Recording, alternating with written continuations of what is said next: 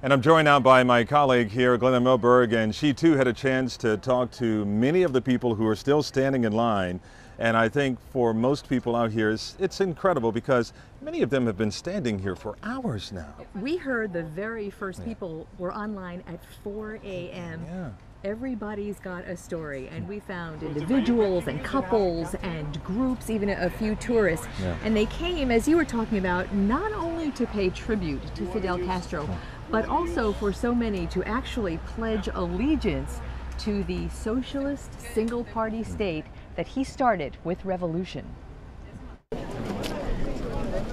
By the time Jorge Santana got to the ramp, he'd been online some 12 hours. ¿Y cuántos más? How many more? La que sea necesaria.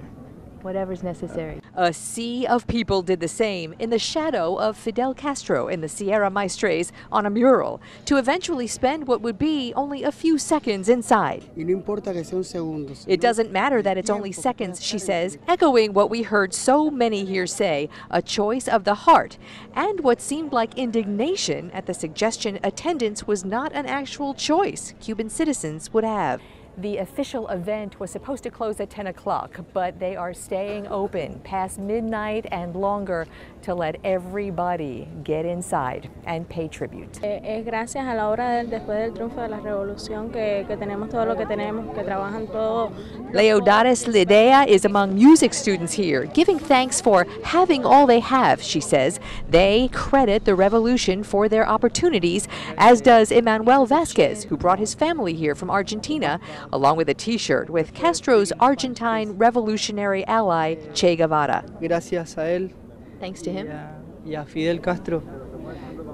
Hoy puedo decir que soy un médico especialista de medicina general integral. Because of Che and Fidel Castro, you are a doctor now.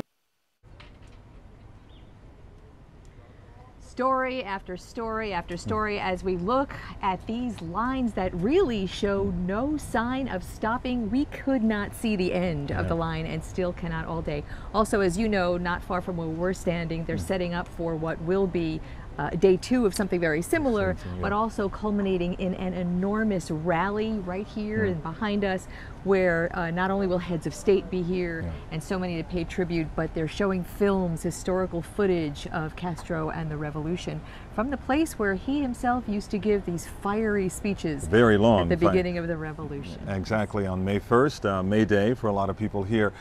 What I find interesting too is that 20 plus heads of state, I hear presidents and prime ministers who are supposed to be here tomorrow, and possibly Raul Castro will give some sort of keynote speech. Yes, and some of them we understand are already here in Havana for that.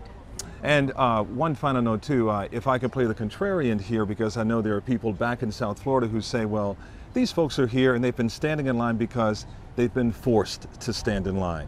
I had a chance to talk with at least one gentleman, asked him that question tonight. He was incredulous that I even asked him the question. He says, no, not forced. Fidel is in my heart. His words, not mine. Some very similar indignation at even asking the question. I suspect that there are absolutely some people who were forced by someone above them to be here, but I think it's a mixed bag here tonight. Absolutely. All right, so for my colleague here, Glenna Milberg, I'm Calvin Hughes. We'll continue to follow this story, every angle of this developing story, the tribute to Fidel Castro. Reporting live from Havana, Cuba. We'll send it back to you. All right.